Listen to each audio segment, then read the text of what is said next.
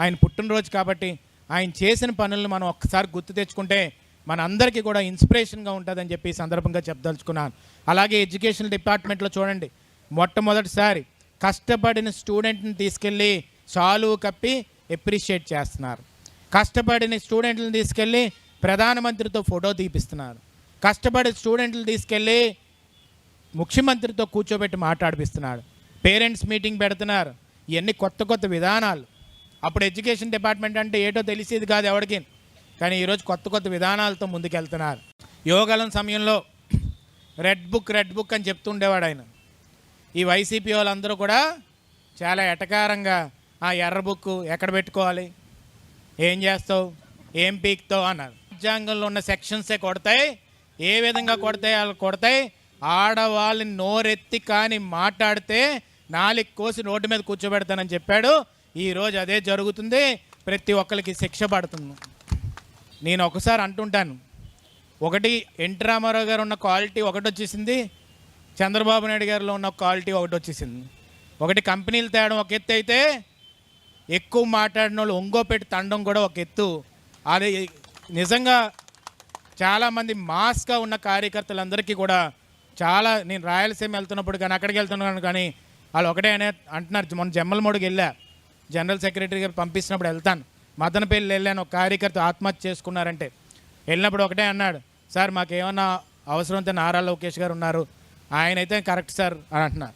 అప్పుడు నాకు ఏంటంటే, మనల్ని తిట్టినా మనం చేసినా ఏం పర్లేదు, మన భవిష్యత్తులో ఉన్న ఒక నాయకుడిని ఆ విధంగా చూస్తున్నప్పుడు మన జెండా ఎప్పటికీ రెపరెపలు. ఆయన పుట్టినరోజు కాబట్టి ఆయన చేసిన పనులను మనం ఒక్కసారి గుర్తు తెచ్చుకుంటే మన అందరికీ కూడా ఇన్స్పిరేషన్గా ఉంటుందని చెప్పి ఈ సందర్భంగా చెప్పదలుచుకున్నాను.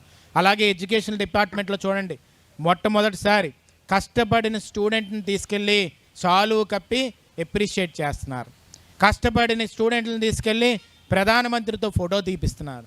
కష్టపడి స్టూడెంట్లు తీసుకెళ్ళి ముఖ్యమంత్రితో కూర్చోబెట్టి మాట్లాడిపిస్తున్నాడు. పేరెంట్స్ మీటింగ్ పెడుతున్నారు. ఇవన్నీ కొత్త కొత్త విధానాలు. అప్పుడు ఎడ్యుకేషన్ డిపార్ట్మెంట్ అంటే ఏటో తెలిసేది కాదు ఎవరికి, కానీ ఈరోజు కొత్త కొత్త విధానాలతో ముందుకెళ్తున్నారు. యోగాలం సమయంలో రెడ్ బుక్ అని చెప్తుండేవాడు ఆయన.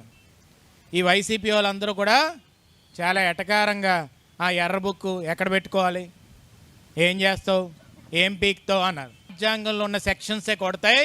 ఏ విధంగా కొడతాయి? వాళ్ళు కొడతాయి. ఆడవాళ్ళని నోరెత్తి కానీ మాట్లాడితే నాలుగు కోసి రోడ్డు మీద కూర్చోబెడతానని చెప్పాడు. ఈరోజు అదే జరుగుతుంది. ప్రతి ఒక్కరికి శిక్ష పడుతుంది. నేను ఒకసారి అంటుంటాను, ఒకటి ఎన్టీ రామారావు గారు ఉన్న క్వాలిటీ ఒకటి వచ్చేసింది, చంద్రబాబు నాయుడు గారిలో ఉన్న క్వాలిటీ ఒకటి వచ్చేసింది. ఒకటి కంపెనీలు తేడం ఒక ఎత్తు అయితే, ఎక్కువ మాట్లాడిన వాళ్ళు ఒంగోపెట్టి తండం కూడా ఒక ఎత్తు.